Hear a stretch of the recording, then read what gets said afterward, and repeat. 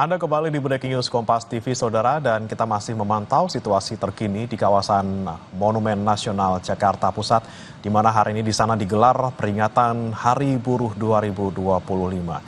Di mana memang kawasan ini sudah padat sejak tadi pagi, walaupun memang untuk acara resminya dijadwalkan di pukul 9.30 dan akan dihadiri langsung oleh Presiden Prabowo Subianto yang juga rencananya akan memberikan pidato ataupun arahan seperti itu ya di sekitar pukul 10 waktu Indonesia Barat. Dan kita akan langsung pantau dan juga ketahui informasi terkininya bersama dengan rekan kami, jurnalis Kompas TV, di Putu Trisnanda dan juru kamera Alfa Farid di sana. Putu, apakah sudah ada pergerakan Pak Presiden Prabowo Subianto sudah tiba di sana sekarang? Ya, selamat pagi, Bremana dan juga saudara. Sampai dengan saat ini memang sejumlah tamu atau undangan yang diperkirakan akan hadir pada perayaan atau peringatan Hari Buruh Internasional 2025 ini sudah mulai datang ataupun juga naik ke atas panggung. Tapi kalau pertanyaan Anda adalah Presiden Prabowo Subianto, memang kami belum melihat kedatangannya di kawasan Silang Monas sampai dengan saat ini memasuki pukul 9 lebih 9 menit waktu Indonesia bagian Barat. Sementara yang sudah hadir kemudian juga tadi kami lihat sudah sempat menyapa begitu buruh yang ada di kawasan Silang Monas. Di antaranya adalah Wakil Ketua DPR RI Sufmi Dasko, kemudian ada Ketua Komisi 3 Habibur Rahman, ada juga Rieke Diah Pitaloka dari fraksi PDI Perjuangan yang juga nampak hadir begitu untuk kemudian menyapa buruh yang berkumpul di kawasan Silang Monas pada pagi hari ini. Tidak hanya dari DPR saja, dari kalangan pemerintah sebagian ini juga sudah muncul. Tadi ada wakil menteri dan juga wakil menteri tenaga kerja, kemudian juga ada dari Menteri Sekretariat Negara Prasetyo Hadi, ini juga tadi sudah datang. Bahkan Prasetyo Hadi sebagai Mensesnek ini sudah menyampaikan beberapa poin-poin yang sekiranya akan dilakukan baik itu pada hari ini ataupun juga beberapa hari ke depan, di mana tadi disampaikan begitu bentuk perayaan atau peringatan Hari Buruh pada tahun 2025 ini memang berbeda dari biasanya, yang biasanya ini digelar secara mandiri begitu oleh buruh dari federasi-federasi atau serikat pekerja, dilakukan secara serentak begitu baik di Jakarta ataupun juga di daerah-daerah lain dari Sabang sampai dengan Merauke. Aksi biasanya dilakukan di depan gedung DPR RI ataupun juga di depan Patung Kuda ini yang merupakan area ring 1 di dekat istana. Pada tahun 2025 ini berbeda, difasilitasi oleh pemerintah ruangnya untuk kemudian berbicara secara langsung kepada Presiden Prabowo Subianto. Satu tujuannya tentu saja mengajak buruh, kalau pandangan dari pemerintah adalah supaya buruh juga menyampaikan aspirasi secara langsung, pemerintah bisa memberikan solusi terkait dengan tuntutan-tuntutan yang diberikan. Dari 6 poin tuntutan yang nanti juga akan disampaikan secara langsung oleh perwakilan dari Federasi Serikat Buruh ini, salah satunya disebut sudah dalam proses pelaksanaan, yakni terkait dengan pembentukan Satgas PHK, di mana tadi Mensesnek Prasetyo Hadi menyebut Satgas PHK ini dibuat atau disusun memang tujuannya adalah untuk upaya preventif begitu. Jadi bukan kemudian pada saat ada gelombang PHK lalu ada pengawasan, tapi sebelum itu tugasnya adalah memastikan hak-haknya untuk kemudian bisa terpenuhi. Ini baru saja saudara kami lihat ada salah satu pihak lagi yang hadir, yakni Kapolri Jenderal Listio Sigit Prabowo yang nampak hadir dan juga berbincang secara langsung dengan buruh yang ada di area sisi kiri panggung. Tentu saja beberapa hal ini dipastikan khususnya terkait dengan keamanan, mengingat jumlahnya ada sekitar puluhan ribu yang kemudian datang untuk melihat kemudian juga menyampaikan aspirasinya. Setidaknya ada 6 tuntutan yang disampaikan. Selain Jenderal Listio Sigit yang juga datang selaku Kapolri, ini juga ada Kapolda Metro Jaya Karyoto yang juga hadir ikut melihat dan memantau bagaimana jalannya peringatan Buruh Internasional 2025. Bremana dan juga saudara, kami masih menunggu kedatangan dari Prabowo Subianto. Kami juga masih menunggu momentum di mana buruh ini bisa secara langsung begitu berbincang dengan presiden dalam hal ini. Yani kalau saya boleh sampaikan, Bremana dan juga saudara, ada 6 tuntutan yang disampaikan. Pertama adalah menghapus sistem outsourcing supaya buruh ini bisa bekerja dengan landasan hukum yang tepat begitu, dan juga hak-haknya untuk kontrak dan lain sebagainya ini lebih pasti. Selain itu juga tuntutannya adalah pemberian upah layak, ada juga pembentukan Satgas PHK yang tadi saya sudah sempat jelaskan, kemudian mengubah Undang-Undang Ketenagakerjaan sesuai dengan putusan MK, salah satunya terkait dengan penganggapan bahwa inkonstitusional. Saudara, saya akan mengajak Anda untuk berbincang dengan Kapolri yang secara langsung. Bapak Kapolri, boleh sebentar Pak? Breaking News Kompas TV, boleh saya minta waktunya sebentar? Pak Kapolda, selamat siang. Tadi saya lihat sempat berbincang dengan buruh yang ada, apa saja yang dibicarakan Pak? Ada titip pesan misalnya dari buruh untuk Pak Kapolri? Yang jelas hari ini rekan-rekan buruh melaksanakan kegiatan perayaan May Day Fiesta di Monas. Kita lihat memang masih banyak yang berdatangan, namun tentunya kita bersama seluruh rekan-rekan terkait lainnya yang terlibat dalam pengamanan akan mengawal mulai dari proses keberangkatan sampai dengan nanti kembalinya. Dan harapan kita kegiatan May Day Fiesta kali ini, apalagi nanti akan dihadiri langsung oleh Bapak Presiden, betul-betul bisa memberikan kejutan ataupun hadiah yang mungkin menjadi kabar baik untuk buruh. Besar ya Pak ya, ada pergerakan massa yang cukup besar, tentu jalanan-jalanan ini ada potensi untuk macet. Mungkin ada yang mau disampaikan kepada masyarakat yang tetap beraktivitas begitu supaya aktivitasnya tetap bisa berjalan dengan baik. Baik, yang jelas untuk pengaturan arus lalin sudah kita atur, baik dari jalur yang berasal dari wilayah timur maupun yang berasal dari wilayah Tangerang. Jadi jalur-jalur tersebut kami minta untuk diinformasikan sehingga kemudian masyarakat yang akan menggunakan jalan, terutama Sudirman Tamrin, ini masih bisa digunakan untuk kegiatan masyarakat karena jalurnya kita atur dari wilayah Tomang, dan kemudian dari wilayah barat masuknya lewat Tomang. Wilayah timur Tomang Nyedan. sudah. Yang Jakarta Timur lewat Cempaka Putih. Cempaka Putih. Dan diatur, diparkir antara di Kemayoran ataupun di Monas. Terima kasih Pak Kapolri, semoga acaranya berjalan lancar. Terima kasih Pak Kapolda untuk waktunya bersama Kompas TV. Jadi saudara, tadi saudara sudah disampaikan begitu ya sejumlah hal yang kemudian khususnya ini berkaitan tentang himbauan kepada masyarakat yang akan beraktivitas di kawasan Jakarta Pusat khususnya, karena semua terpusat di kawasan Silang Monas. Ada pergerakan baik itu dari kawasan timur, ada dari Tangerang, kemudian dari Bekasi. Tapi satu poinnya adalah kalau memang misalnya mau beraktivitas, ini diharapkan untuk menghindari beberapa wilayah begitu ya. Bremana juga saudara, saya bisa sampaikan kepada Anda, diantaranya adalah karena ada pergerakan dari Tangerang, Banten yang nantinya akan melewati begitu jalur dari tol Kebun Jeruk, melewati underpass Tomang, Harmoni, kemudian lewat lapangan Banteng dan juga kemudian masuk ke arah Monas.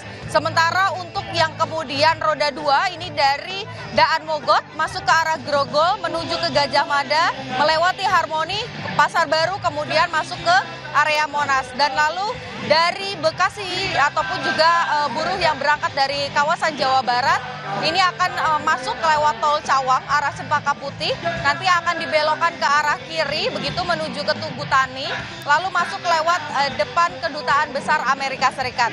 Dan untuk roda 2 ini titik yang kemungkinan juga terjadi kepadatan adalah di kawasan Kalimalang dan juga Cempaka Putih.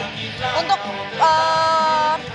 kantung parkir sendiri, Bremana dan juga saudara, ini ada beberapa yang disediakan, diantaranya adalah di kawasan J-Expo Kemayoran serta di ruas Jalan Benyamin Sueb. Tidak hanya itu, GBK atau Gelora Bung Karno ini juga dioptimalisasikan oleh penyelenggara, begitu dalam hal ini adalah pemerintah, kemudian juga dari kepolisian, begitu difungsikan GBK ini untuk kemudian menjadi kantung parkir. Tapi satu yang pasti tadi disampaikan oleh Kapolri juga Jenderal Listio Sigit Prabowo, ada tempat-tempat yang kemudian ini berpotensi mengalami kepadatan lalu lintas, jadi ada himbauan juga kepada masyarakat bagi yang tidak ikut begitu ya dalam peringatan Hari Buruh Internasional 2025, kemudian ingin beraktivitas karena ini juga merupakan tanggal merah, hari libur, diharapkan bisa menghindari jalan-jalan tadi. Brehmana. Baik, kita nantikan nih Putu Trisnanda dari sana, sudah hampir 12 menit lagi akan acara dimulai. Terima kasih nih Putu Trisnanda dari Monas, Jakarta Pusat. Selamat bertugas kembali. Dan saudara, masih kita membahas terkait dengan kaitan Hari Buruh hari ini dengan kondisi ekonomi yang di Indonesia yang sedang menghadapi tantangan. Masih bersama kami Bima Yudhistira, Direktur Eksekutif Selyos. Mas Bima, tadi menyambung pertanyaan di segmen sebelumnya terkait dengan kita jangan terjebak dengan upah buruh yang kemudian harus dikurangi agar perusahaan survive dan juga ekonomi kita membaik, tapi justru dinaikkan karena nanti akan ada efek domino ataupun efek yang makro gitu ya untuk perekonomian. Seperti apa? Kemudian karena perusahaan ini sekarang mikirnya untuk jangka pendek dan juga untuk keselamatan ataupun kesehatan keuangan perusahaannya sendiri. Seperti apa, Mas? Ya, masalahnya nggak bisa dilihat per individu perusahaan. Karena kalau kita lihat masalah sekarang ini adalah masalah swastanya memang sedang turun, sedang banyak menahan ekspansi. Cari investasi baru mungkin situasinya lebih menantang dibandingkan tahun-tahun sebelumnya. Jadi apa yang bisa dilakukan? Ingat, ada pemerintah, BUMN, dan swasta, kira-kira gitu. Jadi pemerintah dan BUMN ini, kalau kita lihat kan pemerintah melakukan efisiensi, tapi harusnya kan efisiensi dilihat mana yang proporsional. Kalau sekarang swastanya sedang melambat, di mana-mana pemerintah itu harus gelontorkan lebih banyak lagi stimulus. Belanja itu harus lebih cepat keluar. Justru itu yang kita dorong. BUMN itu beberapa setelah rapat umum pemegang saham, itu bagi-bagi dividen dan labanya besar. Jadi sebenarnya BUMN pun bisa menjadi penggerak ekonomi ketika swastanya sedang mengalami kesulitan. Kita tahu memang ada BUMN yang situasi finansialnya berbeda-beda. Tapi yang masih dalam kondisi prima, labanya masih cukup tebal, gitu ya. Mau dia masuk ke Danantara atau individu BUMN tadi, itu harusnya langsung melakukan rekrutmen tenaga kerja. Atau kemudian rantai pasok UMKM-nya itu diperbesar. Dan lebih banyak lagi mengambil bahan baku dari dalam negeri. Sementara di sisi yang lain kalau ini pindah ke Danantara, nah ini kita tunggu nih.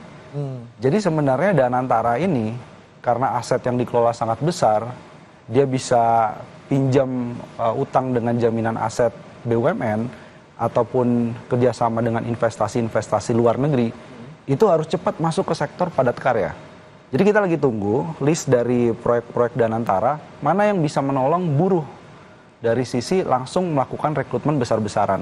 Atau mengajak perusahaan-perusahaan tadi, swasta-swasta tadi, itu untuk bisa kerjasama dengan Danantara. Tapi tentunya dengan kemarin baru saja ditegur oleh Pak Prabowo terkait dengan direksi BUMN dan juga dari petinggi Danantara. Ini Mas Bima melihatnya seperti apa nih? Ada nggak mungkin teguran dari Pak Prabowo yang juga nanti menyasar terkait dengan kondisi kita sekarang gitu ya, yang sedang ada tantangan seperti itu? Oh ya, tegurannya macam-macam kan. Meskipun waktu itu kan dilakukan secara tertutup ya. Tapi yang kita baca salah satunya adalah teguran terkait dengan penyalahgunaan wewenang. Ini mungkin ada kaitannya, jangan sampai ada indikasi korupsi, itu satu hal. Tapi di sisi yang lain juga, sebenarnya Pak Prabowo harus lebih keras lagi untuk bilang bahwa ini situasi swasta lagi sulit. Bagaimana caranya agar BUMN ini, itu proyeknya yang sifatnya adalah padat karya dan bisa mengungkit banyak sektor swasta agar bisa terlibat, itu segera jalankan. Sebenarnya itu yang ingin dipush. Jadi uangnya BUMN itu tidak hanya mengendap di bank. Kalau bisa Pak Prabowo juga tegur atau koordinasi lah dengan kepala daerah, agar kepala daerah menegur badan usaha milik daerahnya. Karena banyak juga yang parkir uang di bank-bank daerah. Kalau semakin banyak yang tahan uang parkir, dan kita lihat ya, Jadi sekarang ini porsi tabungan dari korporasi di Indonesia ini angkanya tinggi sekali. Jadi simpanan perorangannya itu turun, tapi uang di bank ini adalah uang milik korporasi. Jadi tadi BUMN, kemudian salah satunya dari badan usaha milik daerah. Ini uang ini dikeluarin untuk buat proyek-proyek, untuk buat kemudian program CSR juga dikeluarkan, sehingga ekonomi ini yang lesu darah tadi itu bisa dipompa ekonominya dan menciptakan banyak lapangan kerja. Nah, jadi kita harus pakai strategi-strategi yang memang banyak ya, gitu ya. Tapi intinya sekarang bola itu selain tadi masing-masing perusahaan, sebenarnya perusahaan itu sudah punya strategi masing-masing lah. Sekarang tinggal pemerintah dan BUMN, BUMD ini keluarkan. Kita dorong. Mulai dari belanja iklannya dikeluarkan, mulai dari kemudian dia mengeluarkan juga program-program yang terkait dengan infrastruktur asal dibutuhkan, ya, penugasan-penugasan itu cepat dijalankan. Yang mau transisi energi misalnya PLN, itu dorong ke sana. Karena transisi energi itu 96 juta lapangan kerja bisa tercipta 15 tahun ke depan. Jadi kita tuh sebenarnya nggak kekurangan nih, sebenarnya cara nih. Tinggal eksekusinya harus dijalankan sekarang juga karena ada urgensi PHK terus terjadi. Tentunya tadi ya Mas ya, kita jangan terjebak bagaimana memperbaiki ekonomi dengan ngirit, tapi bagaimana kita bisa ada strategi lain, memutar uang, memutar belanja seperti itu, karena memang nanti hasilnya secara luas akan berdampak positif pada ekonomi kita gitu ya. Tapi kita kembali lagi soal pekerja nih Mas, buruh yang sekarang sedang bersuara juga di Monas dan juga beberapa daerah, dan ada juga nasib-nasib para buruh di banyak daerah di Indonesia juga yang sekarang terkena pemutusan hubungan kerja. Tentunya tantangannya tidak hanya mereka yang baru saja diputuskan hubungan kerja, tapi juga para pekerja yang baru akan mulai bekerja. Misalnya ini fresh graduate, kata Mas Gibran juga ya, kita lagi bonus demografi lah segala macam. Ini tantangannya kan semakin double. Mereka harus bersaing, para pencari kerja baru bersaing dengan mereka yang baru saja di PHK. Ini Mas Bima bagaimana melihatnya nih Mas? Semakin sulitkah kita sekarang? Sulit iya, tapi saya kira jalan keluarnya ada banyak ya. Jadi banyak anak-anak muda ini sekarang sudah mulai terbuka bahwa lapangan kerja bukan hanya di Indonesia. Karena tadi dia harus bersaing dengan para korban PHK. Jadi kebutuhan untuk care worker atau pekerja yang merawat lansia dan di sektor kesehatan di Jepang itu besar sekali. Di Korea Selatan besar sekali. Sebentar lagi Tiongkok. Karena dia sudah mulai aging population. Jadi di Tiongkok itu 200-an juta orang lebih. Itu umurnya di atas 60 tahun. 200 juta orang lebih.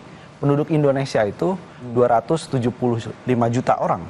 Di Tiongkok 200 juta orang itu usianya di atas 60 tahun, 60 plus. Jadi butuh mereka yang kemudian masuk dalam care worker. Jadi ke depan ini saya lihat banyak sekali mulai buka kemudian penyalur tenaga kerja dan juga sekolah vokasi yang spesifik untuk mengirimkan talenta-talenta Indonesia ini kabur aja dulunya, itu spesifik. Jadi kabur aja dulunya itu bukan dalam artian dia give up ya, tapi dia melihat ada potensi di luar. Dan nggak apa-apa, nggak ada masalah. Selama ini kita tertinggal dari Filipina soal itu. Jadi ekspor kita jangan cuma barang, tapi ekspor jasa. Nah itu, jadi ini gimana nih caranya anak-anak muda tadi melihat potensi bahwa banyak negara membutuhkan tenaga kerja produktif Indonesia. Yang kedua adalah keahlian.